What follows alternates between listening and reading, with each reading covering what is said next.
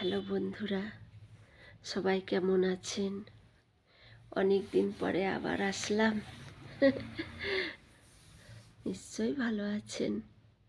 সেদিন যে গল্পটা বলছিলাম, ভূতের গল্পটা, একটু বলে রেখে দিলাম। অনেক দিন পরে বলছি, বোধহয় ভুলে গেছেন। আরেকবার একটু শর্টকাটে বলে দিই।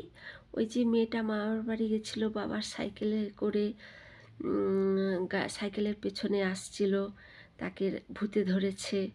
পাড়ার লোকেরা, গ্রামের লোকেদের কাছে গেল, সবাই জিজ্ঞেস করলো যে হ্যাঁ, এখানে একটা ছেলে মেয়ে ভালোবাসা করতো, অন্য জাতি ছিল বলে, কারো বাড়িতে মানেনি বলে মেয়েটা কিছু একটা করে নিয়েছে, মানে মারা গেছে। তো যাই হোক, এই অবধি আমি বলেছিলাম। তারপরে কি হলো, তো যে ছেলেটার সাথে ভালোবাসা ছিল, ওই ছেলেটা মাঝে মাঝে এসে আসতো, ওই ওই শ্মশানটায় এসে বসে থাকতো। তো বিড়বিড় করে কার সাথে যেন কথা বলতো নিজের মনে। সবাই তো আর বোঝে না, সবাই বলতো একা একা কথা বলে, এ বলে। এইবারে বড় একটা জ্যোতিষী এসছে, জ্যোতিষী না, কি যে গুনিন টুনিন বলে, গুনিন নিয়ে এসছে সবাই। ছেলেটা বেশ দিনে দিনে একদম রোগা হয়ে শুকিয়ে যাচ্ছিল। তো সবার মনে একটা ডাউট হয় এইসব। তারপরে গুনিনটা এসে ওকে ফলো করছে।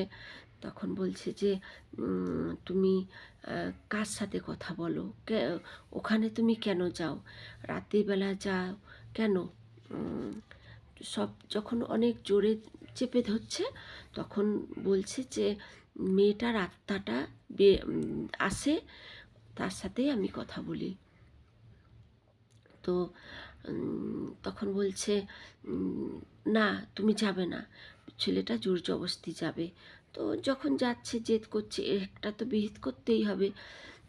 তাই বলছে তুমি যখন এসে কথা বলবে, একটা লাল সুতো দিয়েছে।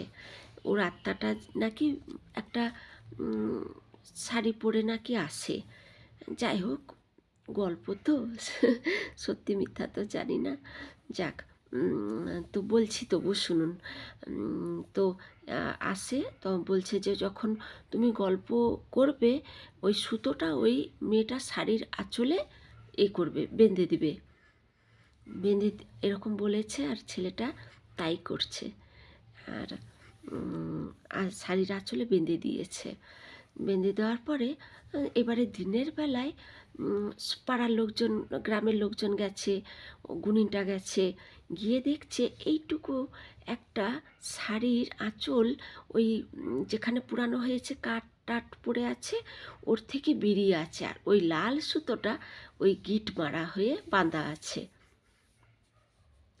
এটাতে গুনিন কি করলো, সব কিছু খুলে আবার দেখলো মেয়েটার দেহটা পুরোটা পুরানো হয়নি। ভয় করছে আমার, পুরোটা পুরানো হয়নি, পুড়িয়েছে, কিন্তু একটু কোথাও হাড়, একটু রক্ত, একটু কাঁচা কোথাও রয়ে গেছে।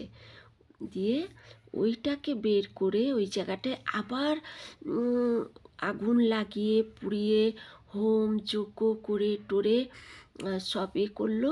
আর ওই যে পাড়ার মেয়েটাকে যে ধরছিল, ওকে ঝাড়িয়ে ফাড়িয়ে ওর আত্মাটা কেই করে ওইখানটায় হোম যজ্ঞ করে পুড়িয়ে টুড়িয়ে ভালো করে পুজো পাশা সব করে টোরে, তারপরে ওই জায়গাটাকে আবার ঠিকঠাক করা হলো। এটা শুনেছি, সত্যি মিথ্যা জানি না, গল্পটা মনে আসছে বলে দিলাম। ভয় পাবেন না, সবাই ভালো থাকবেন। শুভরাত্রি।